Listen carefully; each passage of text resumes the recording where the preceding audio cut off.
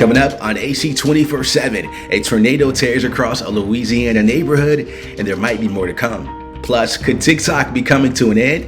We've got more on the latest bill passed by Senate blocking the social media app, and find out why some shoppers are choosing to use their debit cards over their credit cards during this busy holiday season.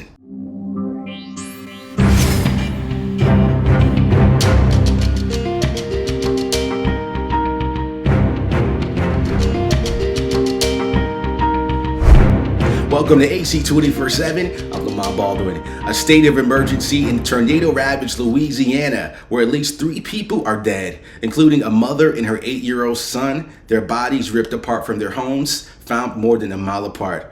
Nearly 50 tornadoes have been reported across the South so far, 16 of them in Louisiana. The Advocate Channel's Nick Valencia reports. Yep, that's a tornado heading our way. Extreme weather wreaking havoc in Louisiana after more than a dozen tornadoes were reported across the region Wednesday. Kalana residents in St. Charles Parish witnessed a tornado tear through their neighborhood in a matter of seconds. It shook us and knocked us down, but then when I walked over, I seen all the damage on this street, and I just can't believe this happened like 8 seconds. 8 seconds it took to do that. One woman described the moment the tornado hit her family's home.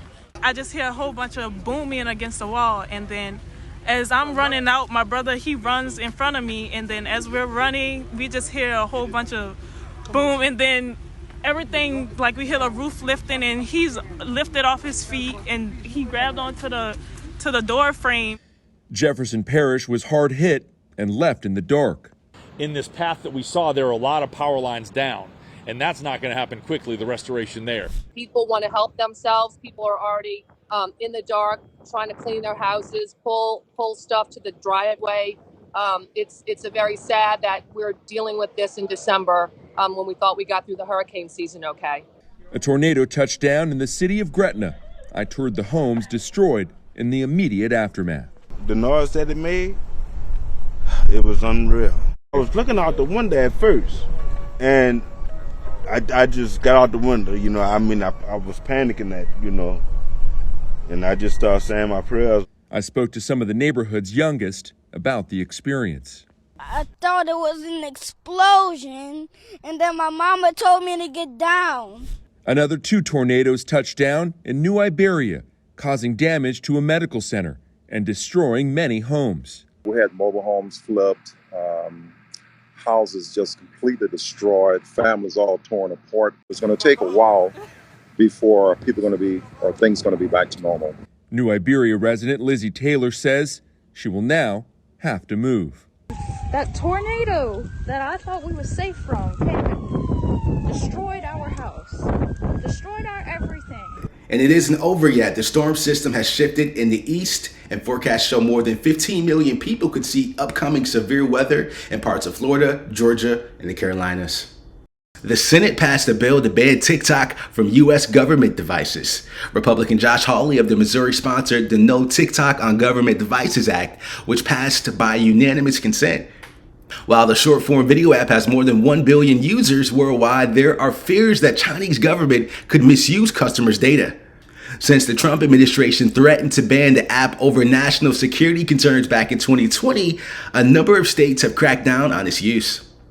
While the Senate has taken action, a companion bill that was introduced to the House last year is currently stuck in committee. Representatives of ByteDance, the Chinese company that owns TikTok, did not immediately respond for requests for comment. Great news is in store for Washington, D.C. residents, as the city may become the largest city to offer free bus service. The D.C. Council is set to vote on the bill that will also add overnight services to 12 major bus lines. In response to the pandemic, D.C. Metro fares were waived from March 2020 through January 2021. Now, several other cities across the country, including Kansas City, have introduced similar initiatives. How are you paying for your holiday gifts this year? Now, a new survey finds a growing number of Americans are planning on using their debit over credit this season. It comes as the Federal Reserve's raising interest rates once again, which is driving up borrowing costs. The Advocate Channel's Jen Sullivan has a look at what economists says could be behind the trend. The feds keep raising interest rates, and those soaring costs to use credit may be impacting Americans' payment choices this holiday season. A new survey by the National Retail Federation and Prosper Insights and Analytics found that 43% of surveyed shoppers plan to primarily use debit cards to buy gifts. What it tells me is that by choosing to use the debit card, American households are still flush with cash. The same survey found that only 38% would use a credit card. And economist Joe Bruselas says he's not surprised about the shift this year. We did our own estimate using Federal Reserve data. At the middle of the year, there was $1.7 trillion in excess savings sitting in American household savings accounts. By the end of the third quarter, that had only been drawn down to $1.5 trillion. Experts say this time of year is when people can easily fall into holiday debt. Smart shopping expert Trey Bodge says interest rates are high and it can get out of hand with so many retail credit cards offered. The fact that people aren't intending to bring a lot of credit card debt into the new year doesn't surprise me. According to a recent analysis by creditcards.com, the average retail credit card charges a nearly 27% annual percentage rate. If you're ditching your credit card to buy all the gifts on your list, Bodge says be cautious. My one concern when people are shopping mostly with debit cards is that there's no protection there. If there's fraud with a debit card, you're kind of out of luck. For today's Consumer Watch, I'm Jen Sullivan. The White House is warning of a possible COVID surge this winter. It's urging Americans to protect themselves as they gather with family and friends or over the holidays. In a new public campaign, the administration says the stakes are even higher due to a trio of threats: COVID, RSV, and the flu. And the flu is having one of the worst seasons in a decade. The White House says the trio of respiratory viruses is causing stress on hospitals and the healthcare workers. They're urging people to do what they can to keep COVID at bay, including being vaccinated, boosted, and wearing a mask when necessary. The Biden administration also announced that COVID tests will be available through the USPS for free. A startling new report finds only 14% of diagnosed cancers are detected by recommended screenings.